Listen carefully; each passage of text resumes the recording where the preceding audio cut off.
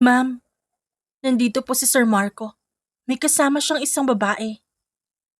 Nang marinig ni Clara ang sinabi sa kanya ng kanyang sekretarya, na nasa mismong hotel ang kanyang asawa ngayon, agad siyang nagpunta roon. Alam niyang ito na ang pagkakataon niya para malaman kung sino ang pinupuntahan nito tuwing 3:00 ng madaling araw. Ma'am, tawag ni Bella, ang kanyang sekretarya. Nasaan sila? Kalmadong tanong niya.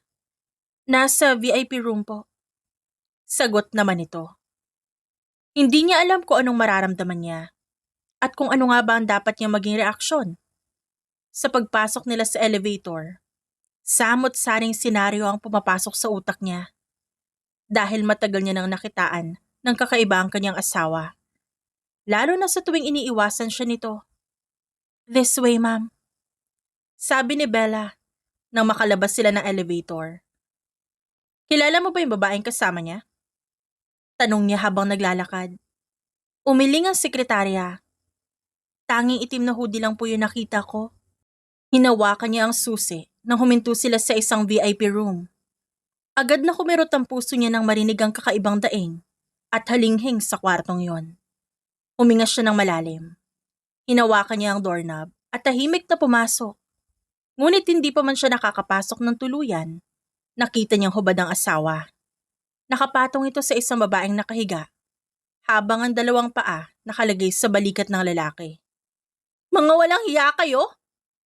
Malakas niyang sigaw at agad na hinampas ng mamahalin niyang bag ang likod ng lalaki. Clara! Namutla ang mukha ni Marco nang makita siya. Nanlaki ang mga mata niya sa matinding galit. Tinignan niya ang babae na agad tinakpan ng kumot ang katawan nito. Tinignan niya ang asawa na gulat na nakatingin sa kanya habang nagbibihis ng boxer. Anong ginawa ko para maranasan ko ito mula sa'yo, Marco? Galit niyang tanong. Clara, magpapaliwanag ako. Magpapaliwanag ka? Kung kailan nahuli na kita? Ganon ba yun, Marco? Hinampas niya ang dibdib ng lalaki at tinignan ng babae. Empleyado kita rito, di ba? San ka humuhugot na kakapalan ng mukha para gawin to sa boss mo? Sa boss mo na nagpapakain at nagpapasahod sa'yo. Clara! Hinawakan ni Marco ang katawan niya para pigilan siya. Napailing siya at nandidiring lumayo sa asawa. Isang malakas na sampal ang pinakawalan niya. Halos bumakat ang daliri niya sa pisngi nito. Gusto niyang umiyak at magwala, ngunit hindi yun ang ugali niya. Matapang siya at hindi siya magiging mababa para sa mga ito. May anak kang babae! Sigaw niya kay Marco. Please, I'm sorry, magpapaliwanag ako. Nagmamakaawa na sabi ng lalaki. Sorry, kung kailan nahuli na kita at nakita ko gamit ang mga mata ko ang katarantaduhan mo, Marco. Pinagkatiwalaan kita. At ikaw? Tinuro niya ang babae na ngayon ay nakayuko. Pamilyadong tao kinakalantari mo? Sobrang katinaba at hindi mo napigilan? Clara! Tama na! Sigaw ni Marco. Natigilan siya at napatingin sa lalaki. Sa lalaking minahal. At inalagaan niya nung walang-wala ito. Ang lalaking tinabihan niya at niyakap sa tuwing malungkot at wala itong malapitan. Katulad ka rin ng ama mo. Isa ka ring manluloko! Suminghap siya. Clara! Napailing na lang siya. Sisiguraduhin ko na hindi ka na makakatapak pa sa buhay ko. Sa amin ni Aina. Tiningnan niya ang babae at tumawa. You? You will live in hell. I'll make sure of that. Mabilis siyang umalis doon. Agad na sumakay ng elevator. Bumagsak ang luha sa kanyang mga mata. Hindi dahil sa sakit, kundi dahil sa galit na nararamdaman niya. Bumukas ang elevator at agad siyang lumabas. Linisin niyo ang VIP room. Okay, ma'am. Sagot ni Bella. Ano pa po ang gagawin ko? Pati dun sa empleyado. Hayaan mo siyang kainin siya ng konsensya niya. Make sure that she will taste her own medicine. Naglakad siya papuntang lobby. At sa hindi inaasahang pagkakataon, napansin niya ang isang lalaking nakatayo, hindi kalayuan sa kanya. Nangunot ang noon niya na makitang nakatingin to sa kanya habang pinapaikot ang susi sa daliri nito. Gavin, come on! Boses ng isang babae at hinawakan ang braso nito. Okay, babe. Ang mga mata nito'y nakatingin pa rin sa kanya bago nito nilingon na babaeng kasama. Umiwas siya ng tingin at agad lumabas ng hotel at sumakay sa kotse na nakaabang sa kanyang paglabas. Huminga siya ng malalim at mahigpit na napahawak sa kanyang bag dahil hindi mawala sa isip niya ang nangyari kanina lang. Buong buhay niya, inalay niya kay Marco. Lahat ng ito, hindi niya matatanggap. Ang katak sila ng lalaki. Ma'am, dito na po tayo. Sabi ng kanyang driver na si Noel. Tumango siya at ngumiti dito. Salamat, Noel. Bumaba siya ng sasakyan. Agad na pumasok ng bahay. Hindi niya pinapansin ang tawag ni Marco at ilang beses na pagte-text nito. Dumiretso siya sa silid ng kanilang anak na ngayon ay natutulog na. Napangiti siya nang makitang yakap nito ang paboritong unan habang mahimbing ang tulog. Aina, it's only the two of us now. Malambing niyang sabi rito. Hinaplos niya ang buhok ng anak at pinagmasdan ng maganda nitong muka. Hindi niya inaasahan na aabot sila sa ganito. Sa 8 taon nilang kasal, na nasira lang dahil sa isang babae na wala pa sa kalingkingan niya. Hindi niya maiwasan na magtanong sa sarili kung ano bang mali sa kanya. Aina, I'll do everything for you, anak. Kung kailangan kitang ipaglaban, gagawin ko. Mahina ngunit emosyonal niyang sabi. Mama? Inaantok na tawag ni Aina sa kanya. Sleep tight, anak. Nandito lang si Mama. Pagkatapos niyang patulugin ng anak, agad siyang nagbabad sa bathtub na puno ng tubig habang nag-iisip. Biglang pumasok sa isipan niya ang lalaki kanina na nakita niya nakatingin sa kanya. Dinilat niya ang mga mata at nangunot ang noon ng maalala ang segundo nilang pagtitinginan ng lalaki. Clara, makinig ka sa akin. That is a mistake. Please makinig ka naman sa paliwanag ko. Padabog niyang inilapag ang plato sa lamesa habang pinakikinggan niya ang asawa na nasa harapan niya. Mabuti na lang umalis na ang kanyang anak, kaya malaya silang ilabas ang galit nila sa isa't isa. Lalong-lalo na siya, dahil kahit anong mangyari, walang kapatawaran ang ginawa nito. Para saan pa, Marco? Please, ayusin natin to. Natawa siya at namewang sa harapan ng lalaki. Nasasabi mo yan dahil natatakot kang malaman ng mga magulang ko ang ginawa mo. You're so afraid that you will lose everything. Pati ang kumpanya, di ba? Hindi niya rin alam kung saan kumukuha ng lakas ng loob si Marco para kaswal siyang kausapin pagkatapos nito makapagtalik sa iba. Hindi niya alam kung anong mararamdaman niya at kung ano nga ba ang dapat niyang gawin dahil niloko at tinraidor siya ng sarili niyang asawa. Save your explanations, Marco. Kakailanganin mo yan sa mga susunod na araw. Anong gagawin mo? Bakit? Kinakabahan ka? Ba dapat lang? Dapat kang kabahan sa gagawin ko sa inyong dalawa. Sa sumunod na oras, agad niyang binisita ang hotel. Tahimik ang paligid ngunit kitang-kita niya ang mga turistang nagkakasiyahan sa dalampasigan. Kasama ang mga mahal nila sa buhay. Ngumiti siya at agad pumasok sa loob. Kumusta ang hotel? May mga turistang dumagdag sa listahan ng bisita natin, ma'am. Puno na rin ang ilan sa mga hotel room natin. At ang iba naman, nasa kanika nilang cabin na. Sagot ni Bella, ang kanyang sekretarya. Mabuti. Dumating na ba yung mga model para sa photoshoot nila? Yes, ma'am. Habang nag-uusap silang dalawa, may nahagip ang mata niya. Natigilan siya na makita si Sofia, na nag-aasikaso ng ibang customer na may ngiti sa labi. Nandito pa rin po pala siya. Nakiusap siya sa manager kahapon na wag mo na siyang tanggalin para daw po sa lola niya na may sakit. Saad ni Bella. Ang kapal na mukha niya. Mariin niyang sabi. Ano po bang gagawin ko, ma'am? Gawin mo ang lahat para matanggal siya dito. Kung hindi, ako mismo makakatapat niya. Lumabas siya ng hotel dala ang kanyang lemonade juice.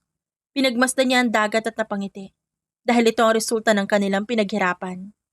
Suot ang kanyang halter top at puting short, tumayo siya sa gitna at pinanood ng mga tao. Miss, Tawag ng kung sino man. Why? Kalmadong tanong niya. At nilingon ang boses na yon. Natigilan siya nang makita ang binata. Yun ang lalaki nakatingin sa kanya noong nakaraan. Gwapo ito. Matangos ang ilong.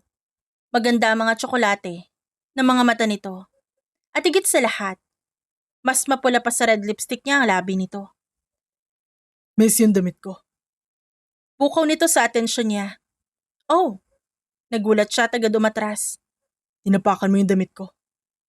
Natatawang sabi ni Gavin. Hindi ko naman alam na nandyan yan. Malay ko ba? Iritado niyang saad at umiwas ng tingin. Natawa si Gavin at nagsuot ng puting t-shirt. Nanatili siyang tahimik habang nakatingin sa dagat ng mga tao na nagkakasiyahan. Naisip niya na kung di nagloko ang asawa niya, sana nararanasan nila ang lahat ng ito. Ngunit, ganun ba talaga kaimportante? Kung kasama niya ito o hindi? Naaalala niya. Sobra siyang naging kampante sa kanyang asawa. Natatawa na lang siya sa isip. Hindi niya naisip noon na lolokohin sila nito. Alam mo, Bulalas ni Gavin na nasa tabi niya na pala. Ano? ang ganda-ganda mo para lokohin lang ng isang lalaki. What? Hindi mo deserve yan. You deserve better. Malay mo, nasa paligid lang pala at naghihintay. Nagmamasid sa'yo. Excuse me? Kilala ba kita para sabihin mo sa akin yan? Ngumiti lang si Gavin at agad naglakad patungo sa hotel.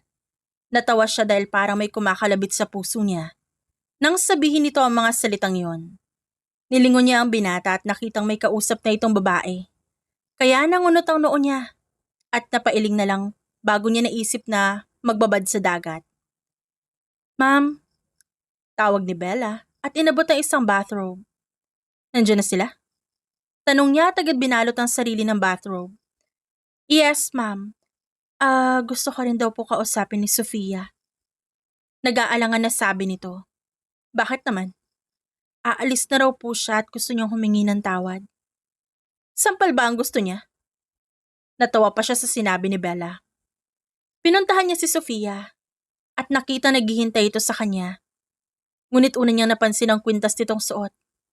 Natigilan siya at napahawak sa kwintas niya. Dahil magkatulad na magkatulad yon. At bigay yon ng kanyang asawa. Gusto niyang tumawa, ngunit napailing na lang siya at humalukip-kip sa harapan nito. Sa lahat ng ginawa mo, may gana ka pa ring puntahan ako at kausapin? Gusto ko lang humingi ng tawad. At saka, gusto ko lang din sabihin na gusto namin ni Marco yung ginawa namin. Nagangat ito ng tingin sa kanya. At sa tingin mo matutuwa ako dahil umamin ka? Hindi. Pero gusto ko lang din sabihin na mahal ko ang asawa mo. Mahal ko si Marco.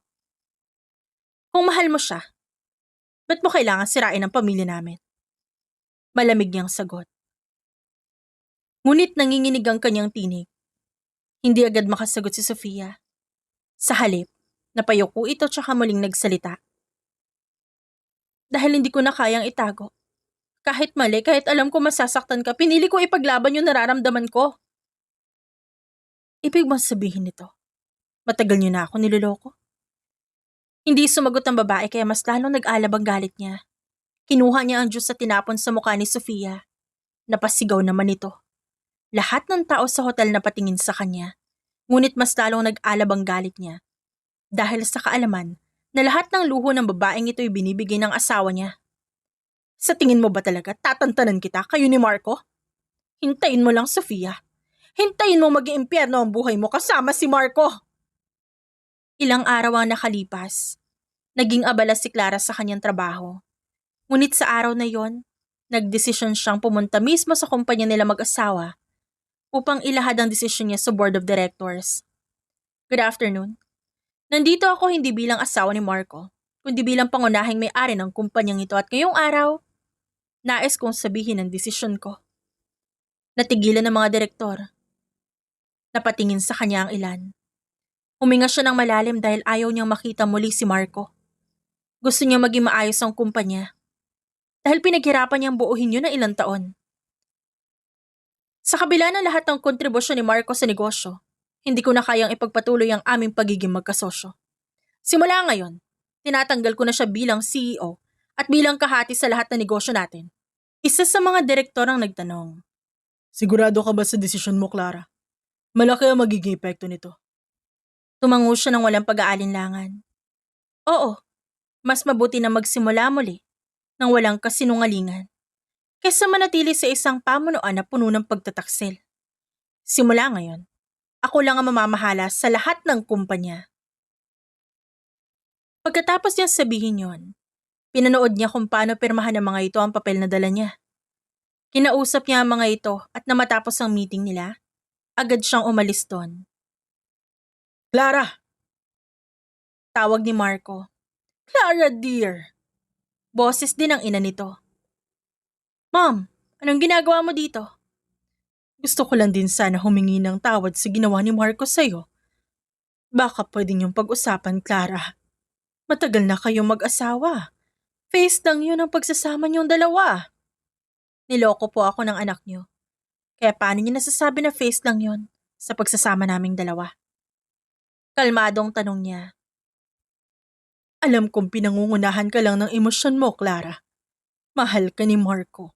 At di mo ba naisip na baka nagawa niya yun dahil wala kang oras sa kanya? Puro ka na lang trabaho, Clara. Naririnig niyo ho ba yung sinasabi niyo? Kunot noong tanong niya dito. Darling, bigyan mo ng oras si Marco. Hayaan mong kami ang mag-asikaso ng... Akala ko iba kayo sa anak niyo eh. Ganyan din po ba ang ginawa niyo sa asawa niyo noon? Na ngayon, lihim kayong pinagtataksilan?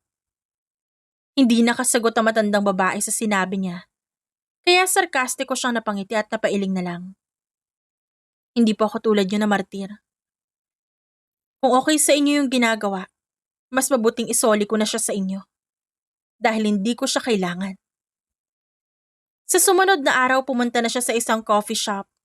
Pagkatapos niyang asikasuhin ang kanyang anak, uminom siya ng kape at natigilan nang may maglapag ng cookie sa table niya. Nagangat siya ng tingin at napairap nang makita ang mukha ni Gavin. Stalker ba kita? Maybe. Kibit balikat na sagot nito at umupo sa tapat na upuan niya. You know this is wrong, right? Binata ka, pamilyadong tao ako. Alam mo rin naman siguro ang tungkol doon. Ilang araw mo na akong sinusundan, Gavin. Punaan niya dito. Pamilyadong tao sa asawang manluloko. Nanliliit ang mga mata nito. Natigilan siya at napatingin sa binata. Hindi niya alam kung anong purpose nito sa buhay niya. O sadyabang dinala lang ito para sa kanya, para guluhin ang galit niyang puso. And so, may anak ako, Gavin. Ikaw binata ka. Iniisip mo ba may gusto ako sa'yo? Napakurap siya. What? Tumawa ang binata. Don't get me wrong, Clara. Interesado lang ako malaman kung ba't ka niloloko ng asawa mo. Napakayaman mo na. Anak ka na mag-asawang engineer at doktor. Hawak mo rin ang negosyo ng pamilya mo. Wow. Ni-research mo pa ako ah. I'm so flattered. Ngumiwi ang binata at napailing. Marami lang ako alam tungkol sa'yo. Pero alam ko rin ang boundaries ko, no? Just tell me if I cross the line. Iiwas agad ako. Umuwi siya ng gabi at gulat siyang makita na nasa loob ng bahay niya si Marco. Napatingin to sa kanya ngunit dumiretso siya sa kusina para kumuha ng wine. Ito na yata ang sandalan niya sa tuwing nag-aalab ang galit niyang puso. I want an annulment. Clara, mag-usap muna tayo. Gusto ko ng annulment. Tinagalog ko na, baka sakaling hindi mo maintindihan. All I did was to love and take care of you, Marco. Hindi ko inaasahan na gagawin mo rin ang ginawa ng ama mo sa mami mo. Hindi kita hihiwalayan. Natatakot ka ba? Na bumalik ulit kayo sa hirap, ha, Marco? Natatakot ka ba? Na kapag dumating ang araw na maghiwalay na tayo, babalik na kayo sa luma niyong bahay? Sa hirap na buhay? You chose it, asshole! Sigaw niya dahil sa galit. Tell me, ilang buwan na ba kayo magkakilala ni Sofia? It doesn't matter. Ang mahalaga dito ayusin natin ang relasyon natin. Para kay Aina. Sa anak natin, please Clara, makinig ka naman sa akin. Don't you dare. Huwag mong idadamay si Aina sa kalokohang ginawa mo.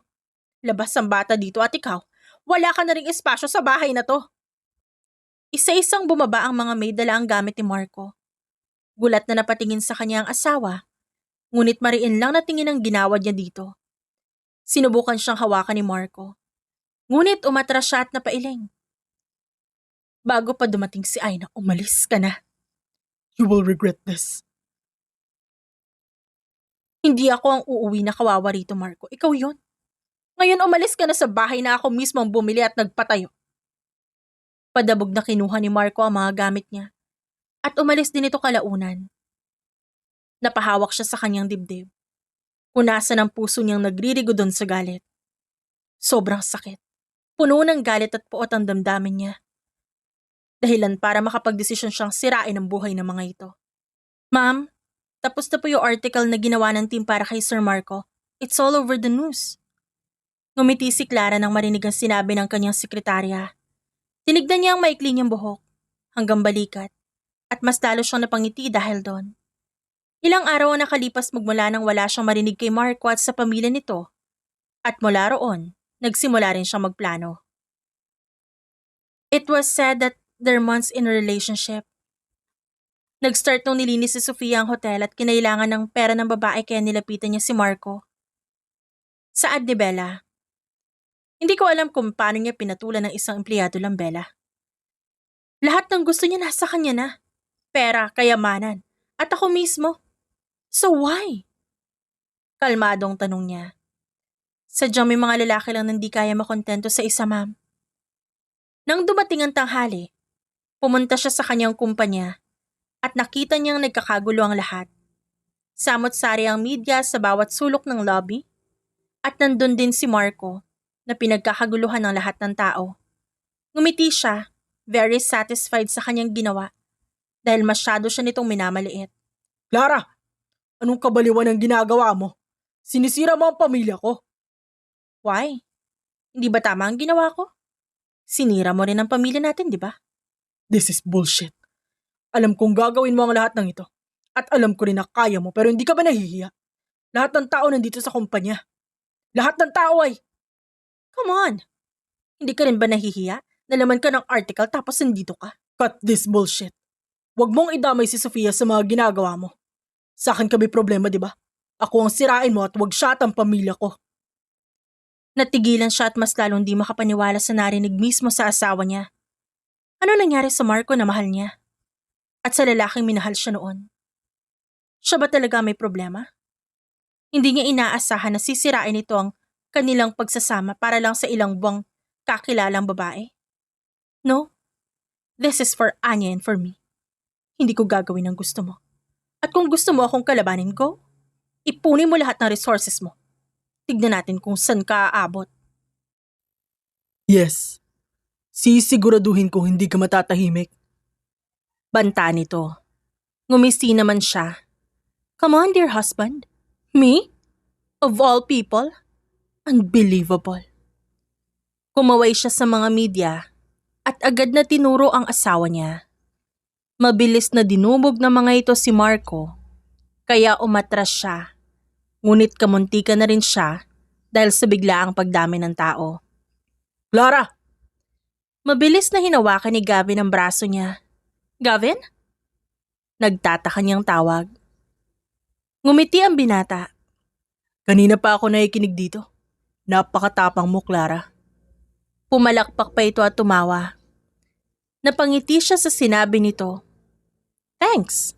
At bagay lang sa kanya yon. Sinamahan siya dito sa paglabas ng kumpanya. Dahil maging siya, gusto ring ma-interview ng mga ito. Napatingin siya kay Gavin, na maingat siyang inaalalayan palabas. Napangiti siya ng konti, dahil hindi niya inaasahang magkakaroon siya ng kaibigan. Salamat. Saad niya at hinawakan ng jacket ng binata. Tumango naman ito at tinignan siya. You've been so strong for the past few weeks. Tandaan mo, pwede ka rin maging mahina sa kahit anong oras. At kapag nangyari yon, lagi ako nandito. Why are you doing this? Because I'm your daily reminder. Kibit balikat na saad ni Gavin. Napasinghap siya at napatingin sa lalaki. Huminga siya ng malalim, napailing, bago siya sumakay sa kotse niya. Hinayaan niyang magkagulo ang lahat sa lobby ng kumpanya sa ginawa niya ring gulo. Mama! Masayang saad ni Aina nang makita siya. Agad niyang niyakap ang anak. Sorry, late na kauwi si Mama. Okay lang po, hinintay kita dito sa sofa.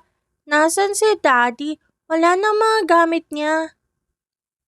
Natigilan siya at napatingin sa anak.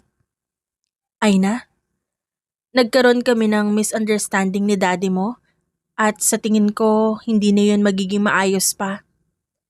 Did he hurt you? Ngumiti siya at tinignan ng inosente niyang anak. Mas lalong nag-aalab ang puso niya dahil alam niyang madadamay ito. Ngunit di niya na talaga kayang magtiis at hindi lumaban. Narinig ko po kayong nag-away. Umalis na po ba si Daddy? Sumama siya sa ibang girl? Ay na. Malungkot itong ngumiti. Ngunit kapansin-pansin ang pangingilid ng luha sa mga mata ng bata. Nanlaki ang mga mata niya at niyakap ang anak. Mama, hindi na po ba ako love ni Daddy? Kaya ba siya umalis? No, Aina. He loves you. Mama loves you too. Bakit siya sumama sa iba kung mahal niya tayo? Humigpit ang yakap niya sa kanyang anak. Mas lalo niyang naramdaman ang pag-iyak nito sa dibdib niya.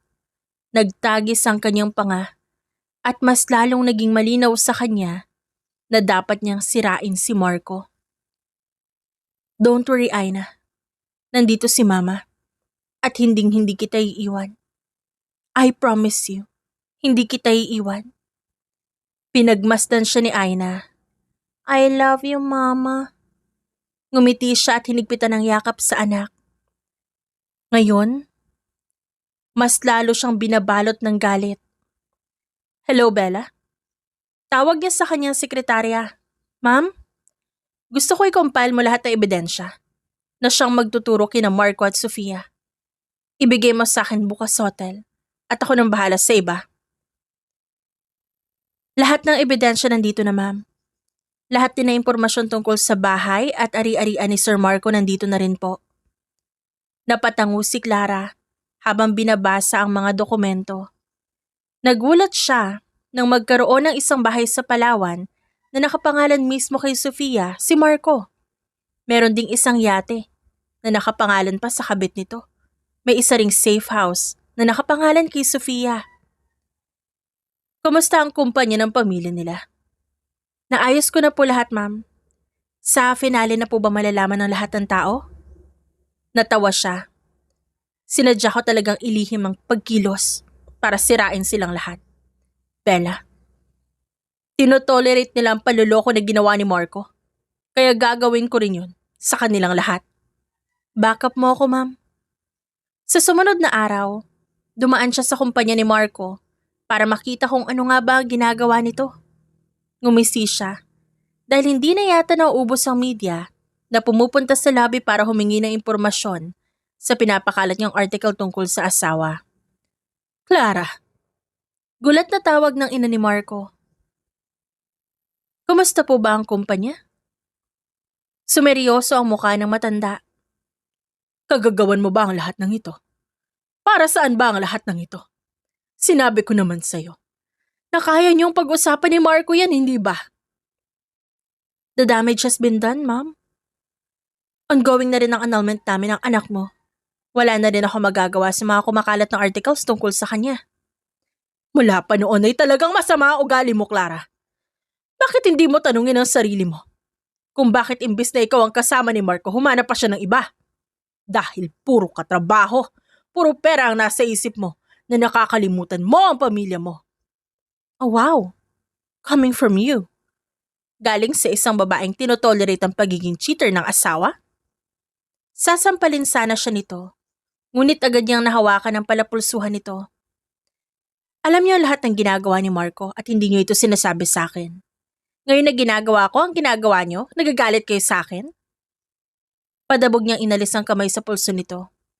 Natawa ang matanda. Wala ka kung wala si Marco. No, ma'am. Wala sa tuktok ang anak niyo kung wala ako. Ngumisi siya at agad na umalis doon para asikasuhin ang hotel. Ilang oras ang nakalipas. Nakita niya si Marco kasama si Sofia na nakasuot ng mamahalin na dress. Kaya natigilan siya. Umupo ang mga ito sa restaurant at umorder pa mismo ng pagkain. Daddy! Umalingaw-ngaw ang boses ni Aina sa restaurant. Aina, Nakita niya kung paano tignan ni Sofia ang anak niya. Nakita niya rin kung paano ngumiti si Marco sa kanilang anak. Nangilid ang luha sa mga mata niya at natigilan sa paglapit. Ang ganda mo naman. Mahinhin na puri ni Sofia. Daddy, bakit di po kayo sabay kumain ni Mama? Tanong ni Aina. Hindi pinansin ng babae. Mas lalong nagtagis ang panga niya dahil sa nakikita. Hindi niya inaasahan na kaya na ng mga itong magpakita sa publiko na para bang sila ang kasal. Sumakit lalo ang dibdib niya. Ngunit bago pa bumagsak ang luha sa kanyang mga mata, may humarang na lalaki sa harap niya. that's enough, Clara. Boses ni Gavin yun. Tiningnan niya ang binata. Gavin, Ba't ka umiiyak? Hindi mo dapat iniiyakan ng ganyang klaseng lalaki. ilang taon kaming kasal. Paano niya nagawa sa akin to? Ang sakit pa rin eh. Paano niya nasisikmurang magdala ng babae at ipakilala yun sa anak namin? Ngunit imbes na magsalita si Gavin, hindi niya inaasahan ang paghila nito sa kanya at ang pagyakap nito. Doon ang hina ang kanyang katawan. Mas lalong dumagdag ang sakit sa puso niya. Tama pa ba ang paghihiganti niya? Sapat na ba talaga yon? You deserve better. Galit na galit ako ngayon, Gavin. Gusto kong saktan ng taong yon. Do it. Nagkatinginan silang dalawa bago niya nakita si Marco na lumapit sa kanilang dalawa ni Gavin. Boyfriend, di pa nga tayo anal, may bago ka na. And so? Clara, baka nakakalimutan mo. Mag-asawa pa rin tayo. Ako pa rin ang lalaki sa buhay mo at ako pa rin ang... Tumawa si Gavin dahilan para mapatigil si Marco. Maging siya'y nagulat sa ginawa ng binata na ngayon ay nakapamulsa lang. Talaga nasasabi mo pa yan kay Clara? Seryoso ka ba, pre? Sino ka ba? Ngumiti si Gavin. Ginagawa mo matapang ang sarili mo. Dahil alam mong kaya kang sirain ni Clara, tama? Is this your sweetest public act with your mistress beside you? Wearing a luxury dress? Or was she your dessert kaya mo siya binihisa ng magandang damit? Para magmukhang hindi cheap ang babaeng kasama mo? Kitang-kita ang pagtatagis ng panga ni Marco. Ngunit, natawa lang si Gavin sa reaksyon nito. What? Kailan pa siya natuwa sa ganitong eksena? Alam mo, Marco, kung di mo kayang bumawi sa itsura mo, kahit man lang sana sa ugali bumawi ka. Libre ang maging mabait, pero hindi libre sa langit ang pagiging manloloko, okay? You son of a... What? Bitawan niyo nga ako? Susugod sana si Marco nang may dalawang malaking tao ang humarang at hinawakan nito. Namamangha na tinignan ni Clara ang binata na kalmadong nakatayo lang. Hindi niya alam kung anong nararamdaman. Ngunit bahagyang tumaas ang kumpiyansa niya sa sarili sa ginawa ni Gavin. Here. Tinanggal nito ang singsing. Here! Tinanggal niya rin ang singsing at nilagay sa dibdib ng lalaki. Ipapadala ko na lahat ng papeles na kailangan mo. Magkita na lang tayo sa press con, Marco. Tinignan niya si Gavin na nakangisi. Agad niyang hinawakan si Aina at sabay-sabay silang lumabas. What the hell is happening? Dinig na dinig ang sigaw ng ama ni Marco sa mismong labas ng opisina nito. Nagkakagulo ang mga tao, habang ang iba naman ay hindi malaman kung anong gagawin. Dad, ano nangyayari dito? Bakit nagkakagulo? Hindi ko alam. Mariing sabi ng ama ni Marco. Bumukas ang elevator at doon lumabas si Clara na nakasuot ng itim na formal na damit at pulang lipstick. Lahat ng empleyado nakatingin sa kanya. Ngumiti siya habang hawak ang dokumento. Clara, Good morning. Hindi niyo ba inaasahan na ang umaga na ito'y magiging puno ng gulo? ano bang ginagawa mo? I bought your company. Binili ko lang naman. Ibig sabihin, may control din ako sa kumpanya na ito. Isn't that great? Ngumiti pa siya lalo. Mula sa article, sa pagkasira ni Marco sa publiko, at ngayon, ang pagbili niya ng kumpanya nito full price. Nakakagulat pa? Clara, anong klaseng laro to? Anong klaseng laro? Kala mo ba? Kaya mong kontrolin lahat ng pinaghirapan ko. Come on, Marco. This is not a game. Ito'y hustisya para sa lahat ng ginawa mo sa akin. Habang abala ka sa pagpapakita ng peking imahe sa publiko, ako naman ay tahimik na naghahanda sa pagbagsak mo at ngayon, lahat ng kasinungalingan mo may kapalit. Napahawak sa ulo ang ama ni Marco na halatang hindi makapaniwala. Clara, bakit mo ito ginagawa? Hindi ba't pwede namang pag-usapan? Pag-usapan? Alin ba ang dapat nating pag-usapan? Ang panloloko ni Marco? Ang pagpatol ni Marco sa isang empleyado o ang pagiging sugar daddy ni Marco? Mas lalo siyang nasatisfy sa kanyang ginawa. Matagal na itong nasa isip niya. Ngunit napakarami niyang naging balakid para matapos ito. Ngayon full force na ang kanyang paghihigante. Wala na siyang ibang maisip, kundi ang kapayapaan at kasiyahan niya pagkatapos nito. Hindi mo pwedeng gawin sa akin to, Clara. Pinaghirapan ko lahat ng ito. Ginawa ko lahat para sa kumpanyang ito. Sigaw ni Marco. Nagawa mo ang lahat ng ito dahil sa pera ko, Marco. Nagawa mo ang lahat ng ito dahil asawa mo ko nun. Tell me, saan ka pupulutin kung wala ako? Tama na, Clara. Sigaw ng ama ng lalaki. No sir, I'm not done yet. Umpisa pa lang to. This is bullshit. Kakasuhan kita. Okay. See you in court. Ilalantad ko lahat ng illegal mong gawain. At ang pagiging kabit ni Sofia. Gusto mo makita yung galit ko? Pwes magkasubukan tayo. Nagkakagulo sa opisina ngunit wala siyang pakialam doon. Sa sumunod na oras, napangiti siya nang maabutan sila ni Gavin at Aina sa isang charity event na magkasama. Hello there, pretty. Kumusta? Press ko na lang. Salamat sa pagbibigay sa akin ng magandang abogado para sa annulment. Anything for you? Kinuha nito ang bouquet sa lamesa. Para sa'yo. Napangisi siya at nakaramdam ng kakaibang saya sa kanyang puso. Sa araw na yon, nagbonding silang tatlo na para bang matagal na silang magkakakilala. Nagkasiyahan, nagkaroon pa ng sayawan sa charity, kaya nag-enjoy talagang silang tatlo.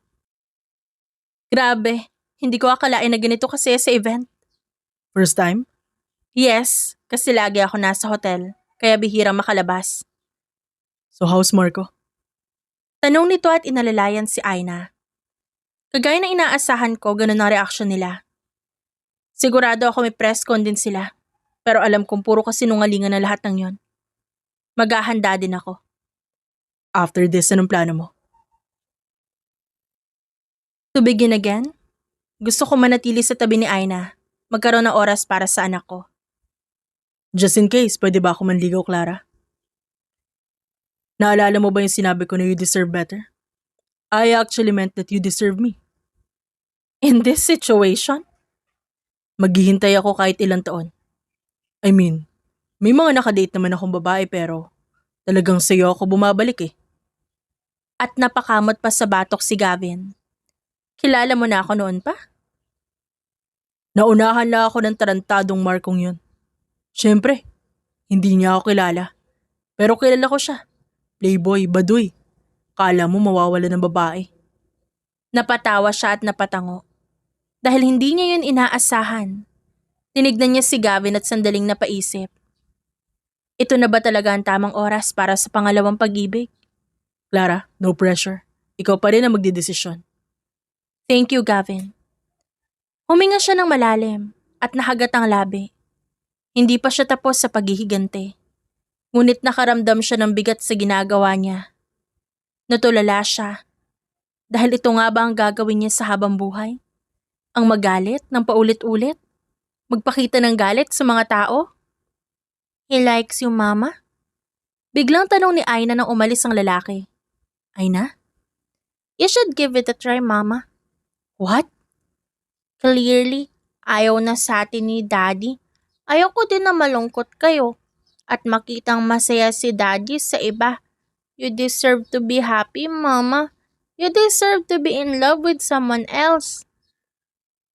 Nakatulala lang siya at di makapaniwala sa sinabi ng anak.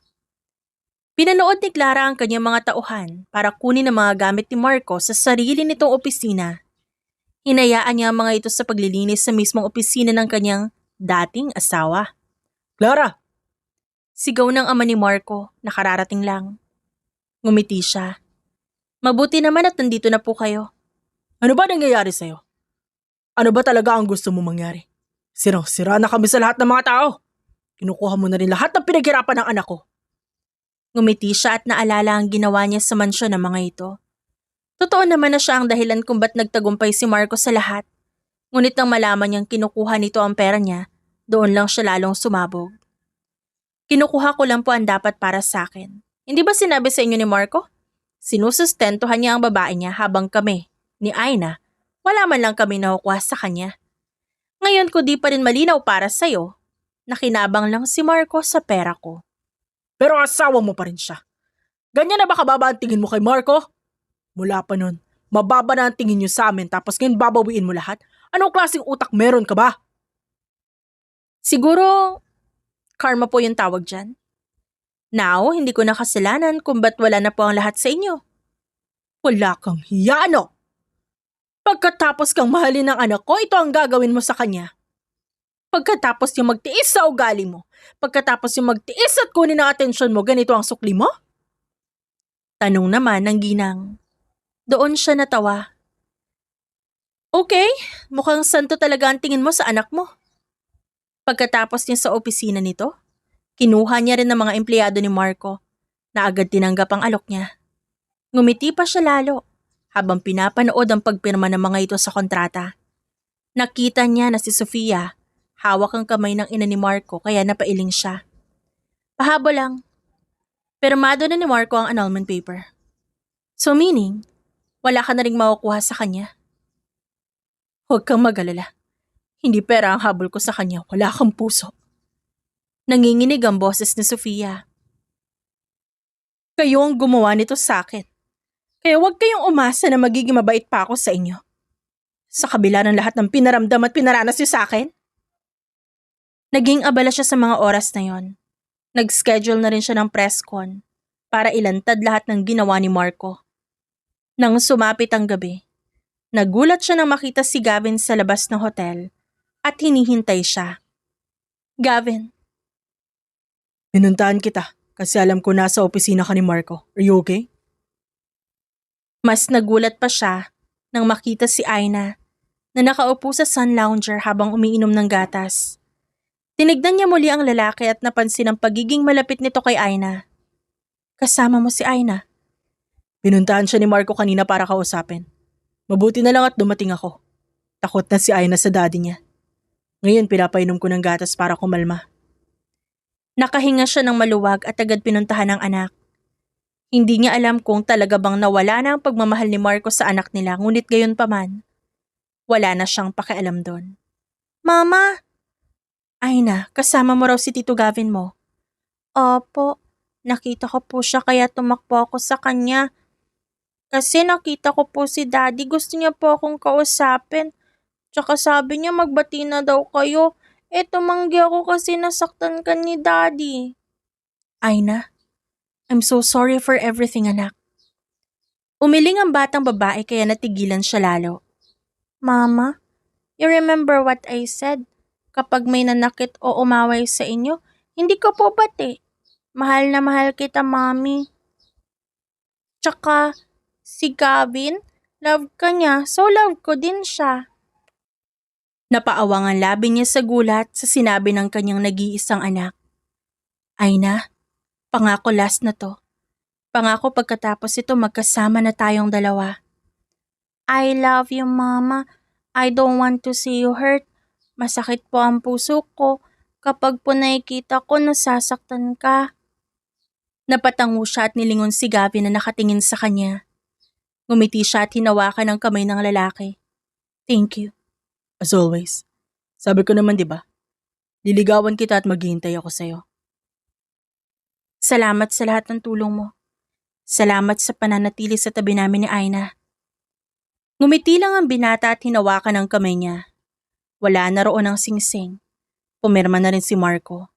Malaya na siya sa kahit anumang sakit. Malaya na siya sa kung ano man ang nagpapasakit sa puso niya. Hindi ako nagmamadali, Clara. You can heal and move on. Nandito lang ako sa tabi mo. At mananatili ako sa mga oras na nagpapagaling ka ng puso mo. Ngumiti siya at napatango. Pwede ba tayo mag-usap? Nagangat ang tingin si Clara sa pamilyar na boses. Natigilan siya nang makita si Sofia suot ang isang puting dress at yakap-yakap ang katawan nito. Buwan na ang lumipas. Masaya siyang nagsimulang muli, kaya nakakagulat na makita ang babaeng naging dahilan ng paghihirap niya. Alam kong galit ka pa rin sa akin at sa kasalanang nagawa ko noon. Gusto kong humingi ng tawad sa lahat ng nasabi at nagawa ko. Namin ni Marco. Nadala ako sa pagmamahal niya at sa pag-aalaga niya na akala ko tama ang ginagawa namin. Talaga? Okay lang na may matapakan kayong pamilya? Hindi mo ba naisip na may batang nasa gitna ng lahat ng ito? Alam ko. At nagsisisi akong binaliwala ko ang bagay na yon. Buwan na kaming may relasyon ni Marco. At araw-araw na magkasama kami nakakalimutan ko ang resulta ng pagtataksil namin. Kaya nga ako nandito eh. Kasi gusto kong humingi ng tawad at aminin ang mga kasalanan ko. Napasinghap siya at pinakiramdaman ang puso niya. Sa nagdaang mga buwan, maayos naman ang kanyang pag-move on. At sa mga nakalipas na buwan, naging mas magaan ang buhay niya.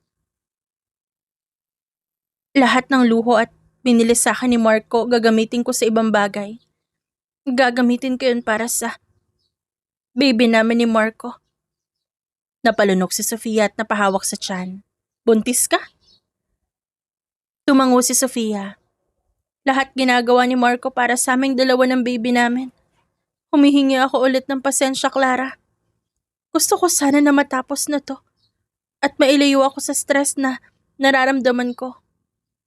Kinakain na ako ng konsensya ko kaya ako nandito para ipakita sa iyo nagsisisi ako. Pero sana hindi mo na kami guluhin. At hindi na rin sana umabot sa pisikalan ng lahat. For my baby and for your daughter. Hindi madaling magpatawad, Sofia. Sinira mo ako at ang pamilya ko. Ang kumpletong pamilya namin para sa anak ko. Hindi magiging madali ang lahat, katulad ng gusto mo mangyari. Kahit para sa baby ko na lang, Clara, please. Nanikip ang dibdib niya. Ngunit hindi niya kailanman titigilan si Marco.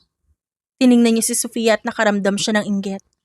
Dahil kaya ni Marco ipaglaban ang relasyon nila habang siya, kailangan niyang masaktan para mailigtas silang dalawa ng anak niyang, si Aina. Wala ako ipapangako. Hindi ko masasabi na magiging magaan ang buhay mo. Hindi ko na rin kargo ang bigat at konsensya mo. Walang puwang sa puso ko ang kapatawaran sa mga babaeng katulad mo. Umalis siya doon. Agad sumakay sa kotse. Huminga siya ng malalim at agad sinundo ang anak niya na kumaway sa kanya.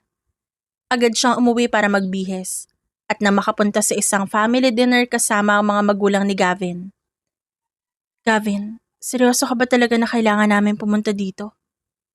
Yes, ipapakilala kita kay Mama, kayong dalawa ni Aina. Pumasok sila sa loob at nakita niya ang ilan sa mga kakilala niyang negosyante. Kabado siya lalo na't alam niyang laman siya ng balita at magazine.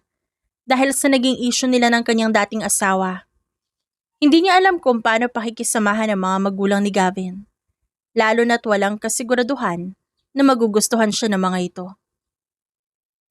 Mama, si Clara at si Aina. Napaawang ang labi ng ina ni Gavin habang nakatingin sa kanya. Oh wait, kilala kita, dear. Paano ko nga ba hindi makikilala ang isang matagumpay na negosyante? Napatawa siya at nahihiyang bumeso. Ganon din ang ginawa ng kanyang anak nang umiti at bumati sa mga ito. I heard what happened to you and it's so sad. at nakakagalit pero ang mahalaga naman ay tapos na. Alam ko may something sa inyo ng anak ko at hindi na ako mangingialam pa doon.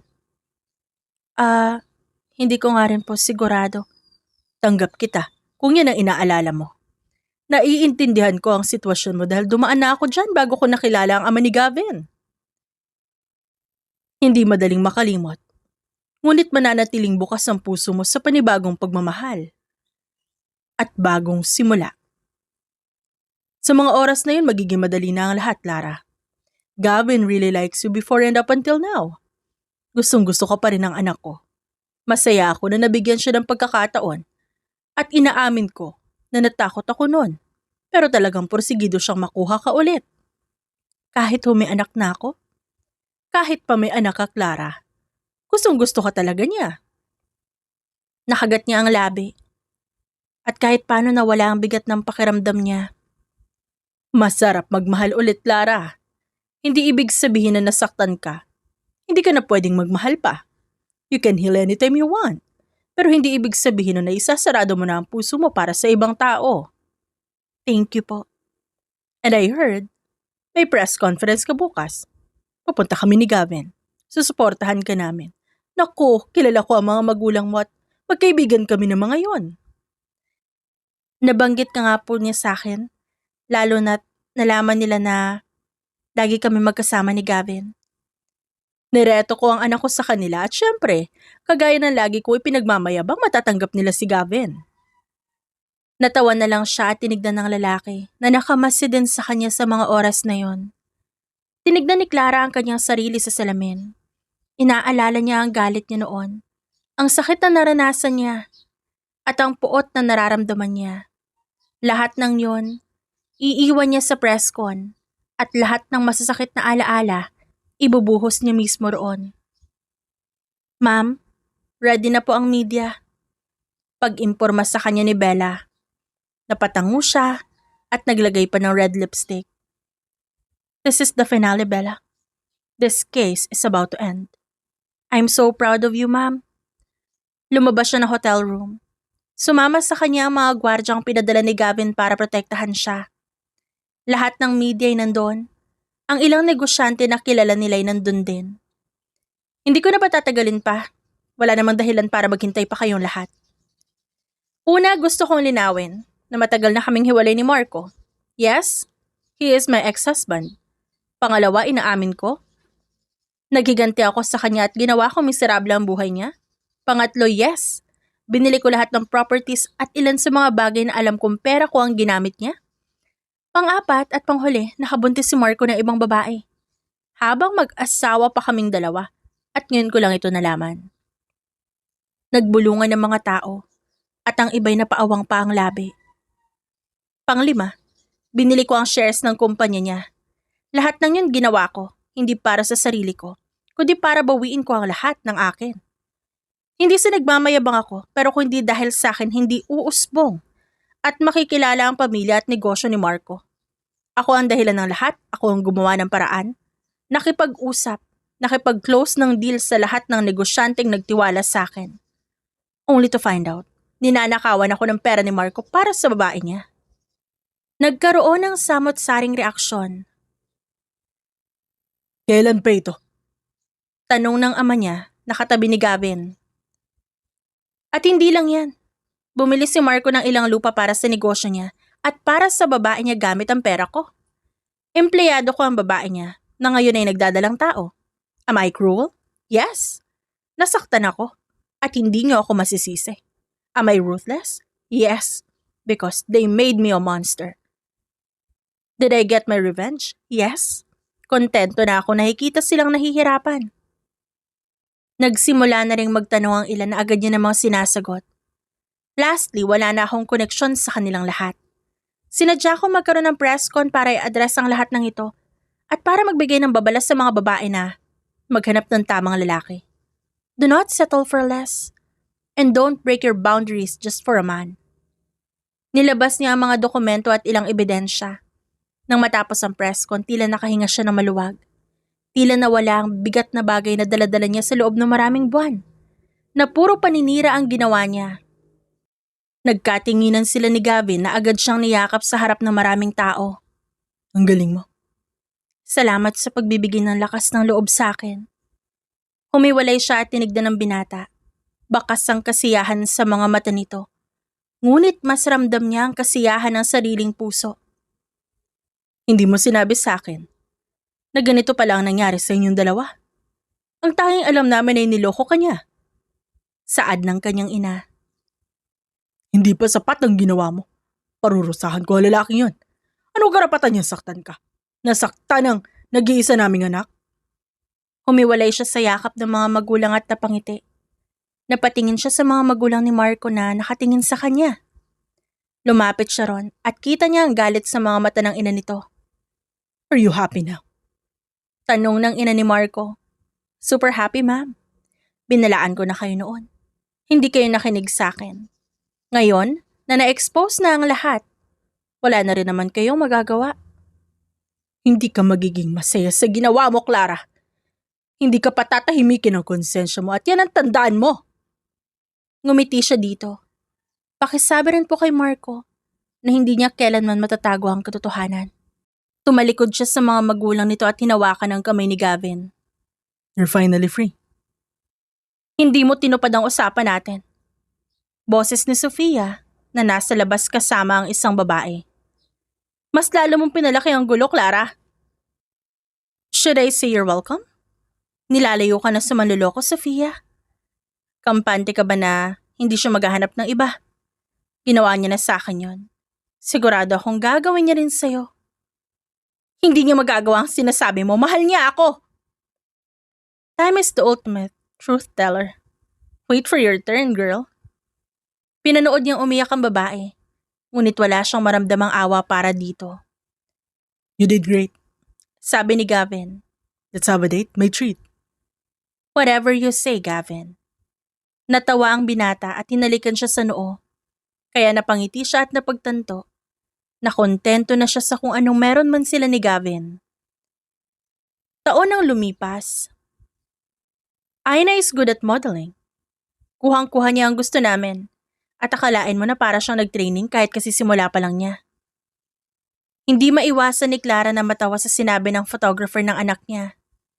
Tinignan niya ang litrato ni Aina at nakita niya ang pagkakahawig nito kay Gavin. Hindi niya akalain na may dalaga na siyang anak. Ang galing-galing. Alam namin na malaki ang magiging role niya sa modeling. She has this aura like yours, Clara. She's fierce and strong. Kung anong gusto ni Aina, siyang masusunod. Ilang taon na ang lumipas. Malinaw pa rin sa alaala niya ang nangyari sa nakaraan. Malinaw pa rin sa memorya niya ang mga bagay na ginawa niya. Hindi niya akalain. Sobrang tagal na pala nung huli niyang nakausap si Marco at ang mga magulang nito. Ano ba raw ang gusto ni Aina? Tanong ng kanyang ina. Gusto niya raw maging psychologist. Pero gusto niya rin mag-modeling. Ewan ko ba sa batang yun, ma'am? Gayon pa man, susuportahan ko pa rin siya.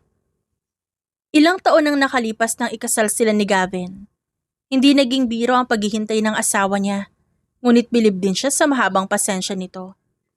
Nang ikasal sila ay nagplano sila ng kanilang pamilya at nakakamangha na wala siyang nilabas na pera sa kanilang kasal, maging sa panganganak sa kanilang anak na si Gabriel.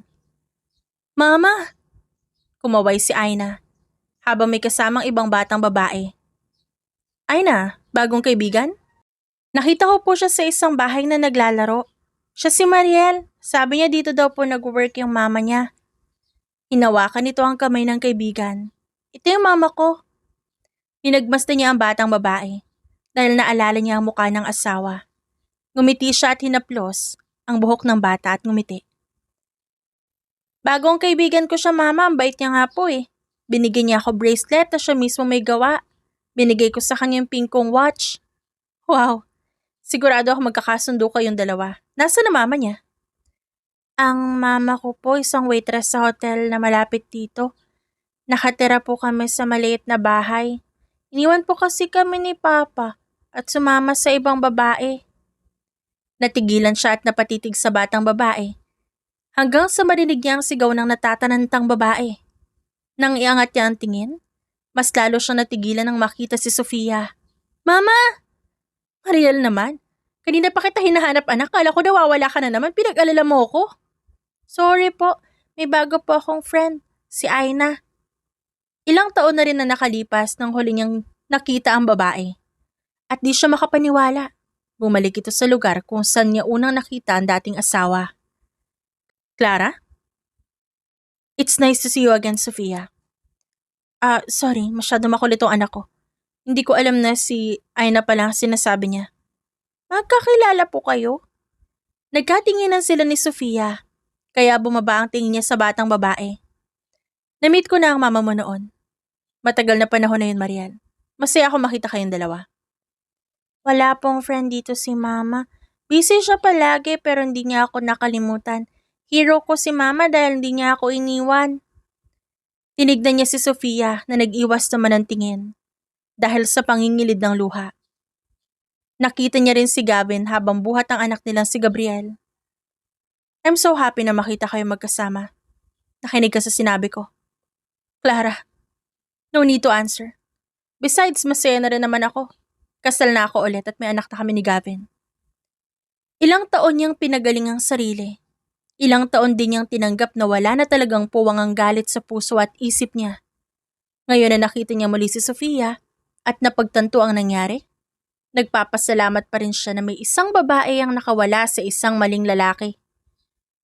Thank you for being brave. Wala na talagang puwang ang galit sa puso ko.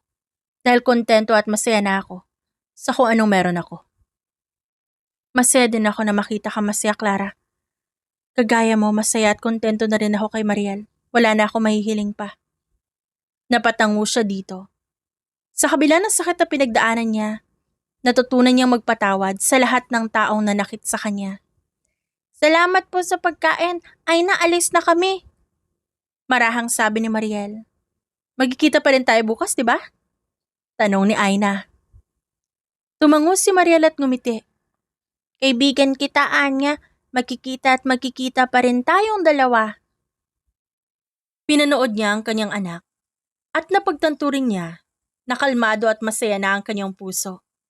Kumaway siya at ngumiti sa mga ito bago niya pinagtuunan ng pansin ang kanyang pamilya na naging dahilan ng bagong pag-asa at kanyang bagong simula. The End. At dyan nagtatapos ang ating kwento ngayong araw. Maraming salamat po sa inyong pagsuporta sa aming channel. Pa-like, subscribe, and comment po sa ibaba. Maraming salamat po hanggang sa muli. Paalam!